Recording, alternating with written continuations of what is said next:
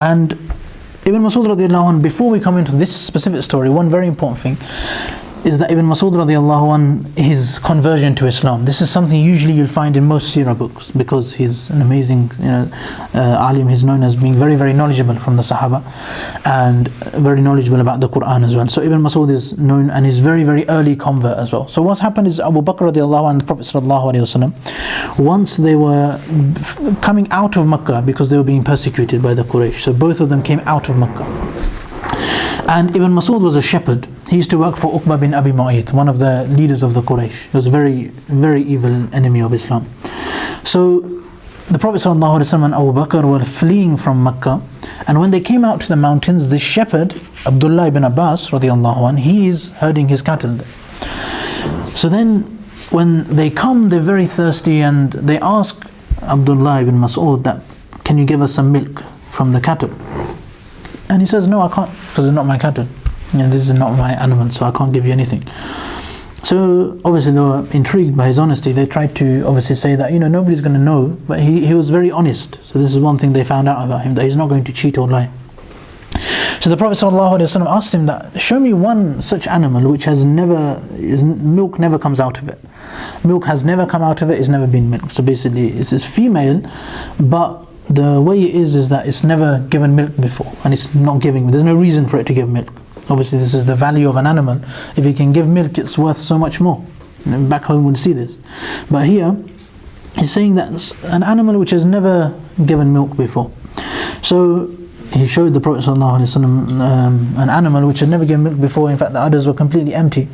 And then he touched the udders. The Prophet ﷺ recited Bismillah, and he touched the udders, and he took a container and filled it with milk from this animal. So this was obviously a miracle which took place before Abdullah ibn Mas'ud radiallahu anh. So before he's Muslim, he's seen this miracle. So then he asked the Prophet ﷺ, what did you read? How come you managed to do this?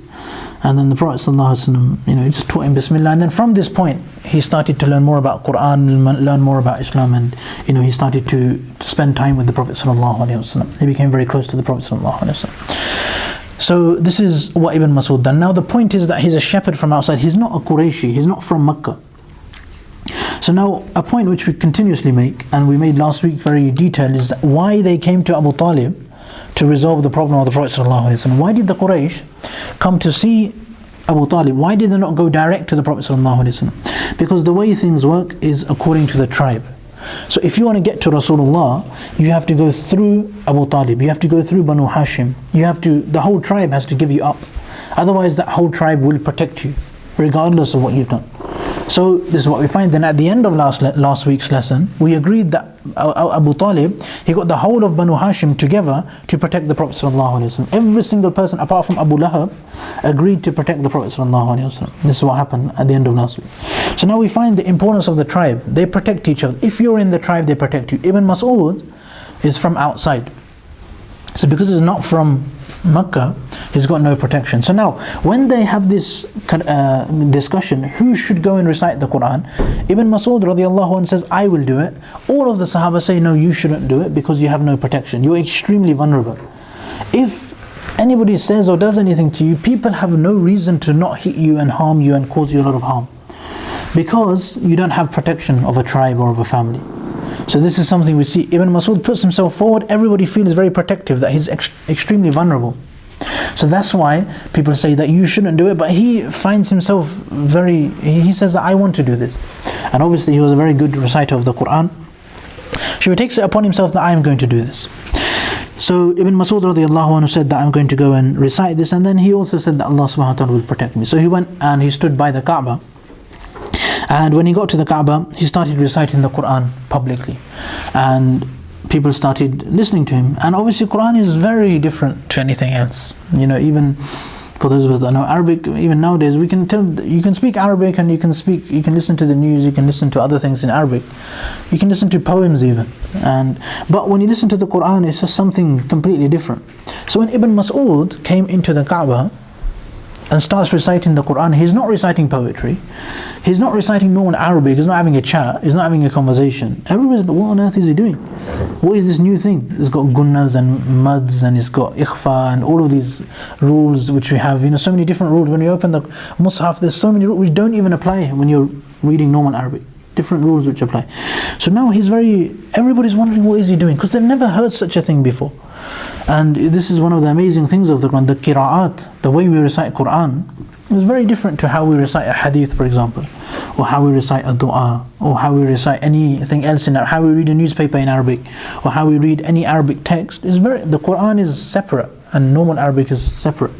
So this is something which Ibn Mas'ud radiallahu anhu, he comes and starts reading, and everybody's mesmerized. What is he doing? And then it takes a while for somebody to figure out that he's reading that which the Prophet sallallahu alaihi wasallam has brought. He's reciting the Quran. So when people find this out, then, because obviously again he's got no protection, so people start. Now remember that when we look at this, sometimes we find that people didn't attack him very extremely severely, but he was attacked. But obviously this was quite near the beginning of Islam. This shows that it was quite near the beginning of Islam. There wasn't so much hostility at this time. But when he started doing this, then he was attacked by the people, and some people took their shoe off and started hitting him, and his face was very bruised by the end of this. And obviously you can imagine, we say it's, he wasn't as much, he wasn't so hostile, but imagine if somebody's actually bruised somebody else's face in nowadays society. That's a massive thing for anybody to do, for somebody to be that violent that they've come and attacked you on your face and in this kind of way. So he was attacked by the people of the Quraysh, and he carried on reciting until they attacked him so much that he actually physically couldn't recite anymore. So then he had to stop. And then he came back to the Muslims, and the Muslims said, look, we told you, this is what we were fearing upon you. We were worried about this. And then Abdullah ibn Mas'ud, he said that I have never despised the enemies of Allah until as much as I do now. So basically he says that what happened today, what I experienced today, this has only increased me in my enmity for these people and the amount I want to carry on giving the message to these people. He said, in fact, I will ready to go tomorrow as well. I want to do the same thing tomorrow. I will give the message again to these people. And obviously the Sahaba radiallahu anhu, they said that you've already done your job, so you won't need to go again. But the desire of Abdullah ibn Mas'ud radiallahu anhu to give this message to the mushrikeen, even though they attacked him. So this is one of the things. And Ibn Mas'ud, obviously we know he had a problem because he wasn't from the Quraysh, but his reciting the Quran in front of them was something which was not allowed for them, and it caused them a lot of problems. So this is one incident, one very famous incident. And the final thing which for today which you want to mention is there's three main ways. I think if we understand these three ways, we'll understand them. One is they would propagate lies about Islam. One is they would abuse the Muslims verbally. And the third, they would abuse the Muslims physically. So these are the three broad ways. Some scholars, now every Seerah book tries to summarize them in different ways. Some give 5, some give 8, some give 10, some give 3. And then some separate between physical and verbal and make it a little bit complicated. But to simply have it, one, their campaign is to stop Islam spreading. One is to lie about Islam and make things up about Islam, that Islam is this, this and this. Number 2 is to verbally actually abuse the people who are, mock them, jeer at them, to boycott them, don't trade with them, these kind of non-physical things. And the final thing is to actually be physical and abuse somebody physically by throwing something at him or hitting him or abusing him. These are the three main ways. And all three, you can talk about all three separately. You can have a whole course on all three of them separately. How they try to, and we'll try and do these briefly. But today, in essence, we've done one of each. With Ibn Mas'ud, they were very physical. With the Quran, banning it, this is something that you're not allowed to do this. If you recite the Quran, they will drown out the Prophet ﷺ. This is mocking him verbally. And the final thing is where they actually try and make up lies about the Prophet ﷺ. So this was when the Hajj season came, that first year. So in the 4th year, so remember the first 3 years were the secret call. We're still in the 4th year. So in the Hajj season of the 4th year, Prophet ﷺ started the open call. He went on the Mount Safa, he done that. So now we've got this transition has happened. Now they know that lots of pilgrims are going to come from outside for the Hajj. So they're extremely worried that the Prophet ﷺ is going to give da'wah to all of them. And what are we going to do? So they actually had a meeting. Like again, we can think about this. They actually came together, and what we're going to do about the Prophet ﷺ, how do we stop him? So they came together and they actually had a meeting. And Walid bin Mughira is known to be a very intelligent elder, and in fact, he's known to be the father of Khalid bin Walid. So, and there's a whole part of the Quran revealed specifically for this person as well. But anyway, so he was kind of in charge. So the people, all the leaders were there, big consultation happening. And he's saying that, we've got this problem that people are going to come for Hajj, and the Prophet ﷺ is going to be telling them that, all this stuff about Islam. So they're going to be confused. What do we do? So Walid said, everybody give your opinion. He said, you give your opinion, you give your opinion. Everybody give opinion. And at the end I will see, if any of them are any good. So one person said that we should say to everybody that comes for Hajj that the Prophet ﷺ is a soothsayer or a fortune teller. Then Walid bin Mughira, being the very intelligent person he says that I've heard him, he sounds nothing like a soothsayer. I've heard so many soothsayers, I've heard so many fortune tellers, and they talk in a very strange way, in a very fortune teller kind of way. So he doesn't talk like that. He's completely different. It doesn't make sense. Who's got a better idea? Next person said, we'll call him Majnoon. We'll call him a madman. We'll say that he doesn't know what he's talking about, he's just complete. And then again, obviously this makes the least sense out of all of the ideas, because if you've got somebody who's a family man who's married with kids and he's looking after everyone, the whole of Makkah thought he was Al-Amin. They thought he's the trustworthy. Makkah, even 13 years after being a prophet, when the Prophet ﷺ was doing hijrah to Medina, still people are trusting him with their goods. And remember, he gave Ali radiallahu anhu to give them back. So everybody still trusted him. People had so to call him a madman just didn't make any sense. He was such an amazing businessman, and so many things about him that just didn't make sense, this one. So Walid bin Mughira said, this doesn't make sense either. Who's got a better idea? The third one was a poet, and obviously Walid bin Mughira was known as the best poet of Makkah. So he said, I'm the best poet, not him. What he does isn't poetry. I'm better than poet. If it's about poetry, I'm the poet, not him. So he actually took a bit of offense to that, and said, in regards to poems, I know what a poem is. The Quran is not poetry. So he said that very simply. And Walid bin Mughira, to the extent that the Arabs were very bothered about their language. This was the big thing for them, to the extent they would have competitions. So if the Quraysh had a competition, their representative would be Walid bin Mughira. So this is who they would send to the competition. So if there's a competition with another tribe, like a rap battle nowadays, what we call it. But in those terms, in Arabic, with using eloquence, and some of us, we might hear it here and there, but obviously Arabic is a beautiful language. So the way that they use poems, make up poems on the spot, and have to follow all the rules of poems. Now, for those of us that are trying to learn Arabic, I'm not sure there are too many here, but some of us who try to learn Arabic, we know there's so many rules just to Arabic. Now, there's extra rules for poems and buyut and abiyat and how to make the couplets. There's very complicated rules in Arabic. In Urdu, there's some as well. In English, generally, if something rhymes, it's a poem. Nursery rhymes, they're all poems, aren't they? They're all rhymes, it's fine. In Arabic, it's very different. Even in Urdu, those of us because obviously when Pakistan got independence, there's so many very Islamic poems which started being made by, as we know, Allama Iqbal and all these kind of people. For those of us that have an interest in poems, we'll read these poems, but they have to follow the rules. But here in Arabic, they have to follow the rules, and it's on the spot, it's spontaneous. That you have to make it on the spot. So this is how Walid bin Mughira was the champion of poetry. So when he said the Prophet ﷺ is a poem, he said this is not a good idea. The last one was a magician.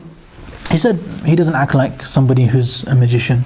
He doesn't tie knots, he doesn't do black magic, he doesn't do the magician kind of things. How is he a magician? Discussed all these options. Walid bin Mughira said, to be honest, in all reality, and this is, the leaders of the Quraysh have come together, their leader, the one who's in charge of the mashwara, he said that all of these ideas sound terrible, in all fairness. And they do. Even if now we look at it, they all sound pretty bad.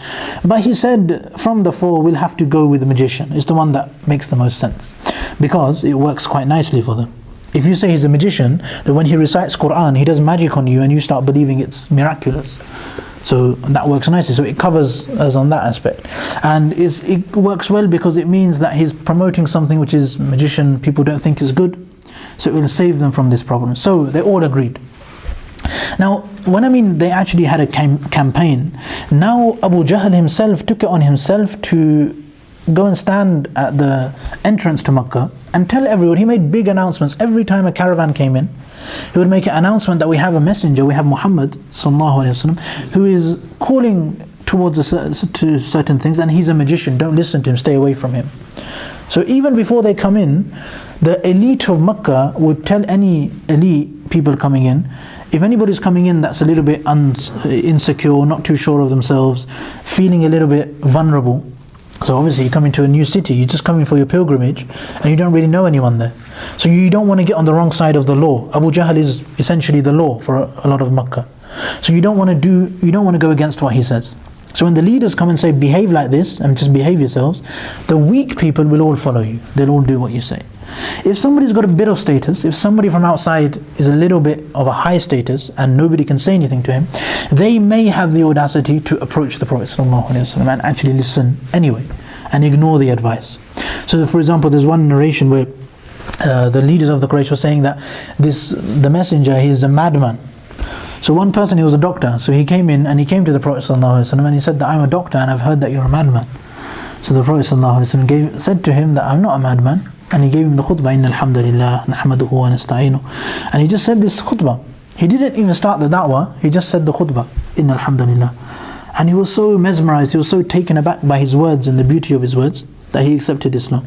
So sometimes, because especially the people who had a bit of power, they would go and speak to the Prophet ﷺ anyway. So this is something we see. But the point of this last point is that their campaign was so strong that the leaders took it, firstly they consulted with one another, how do we stop this? They agreed on, we're going to call him a magician, and then they actually went out and done gasht, they done da'wah, that before they got there first, they were on the entrance. So they came and they told everybody coming into Makkah, making announcements that we have a messenger here who is a magician, so make sure you stay away from him. So they were making sure, they were actually making this announcement, like, putting it on public display. This was their media. Everybody that's coming in was getting this message from these people.